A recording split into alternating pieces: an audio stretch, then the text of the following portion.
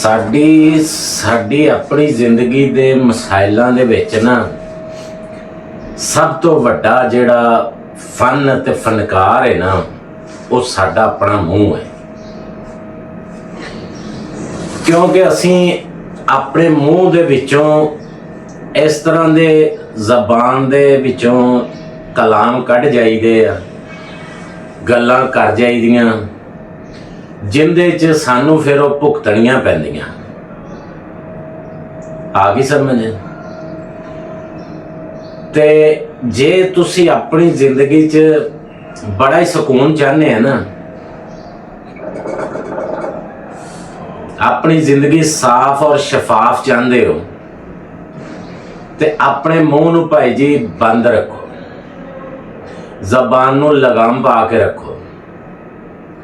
ਕਿਉਂਕਿ ਗੱਲ ਜਿਹੜੀ ਕੱਢੀ ਹੁੰਦੀ ਆ ਇਹ ਪਰਾਈ ਹੋ ਜਾਂਦੀ ਆ, ਤੇ ਜਦੋਂ ਪਰਾਈ ਹੋ ਜਾਂਦੀ ਹੈ ਤੇ ਜ਼ਮਾਨਾ ਐਵੇਂ ਦਾ ਹੈ, ਪਾਣੀ ਕਿਸੇ ਦੇ ਹੱਥ 'ਚ ਵੀ ਕੋਈ ਨਹੀਂ ਗਾ।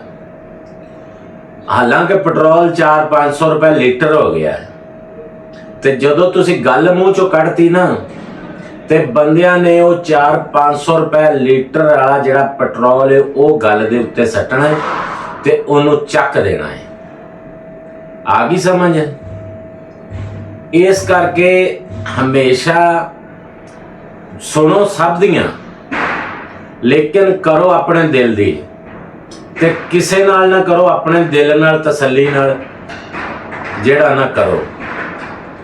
ਕਿਸੇ ਦੇ ਪਿੱਛੇ ਲੱਗ ਕੇ ਤੁਸੀਂ ਜਦੋਂ ਵੀ ਗੱਲ ਕਰਨੀ ਹੈ, ਕੋਈ ਬਾਤ ਕਰਨੀ ਹੈ, ਤੇ ਉਹ ਮੇਰਾ ਭਾਈ ਹੋ ਜਾਣੀ ਹੈ ਪਰਾਈ।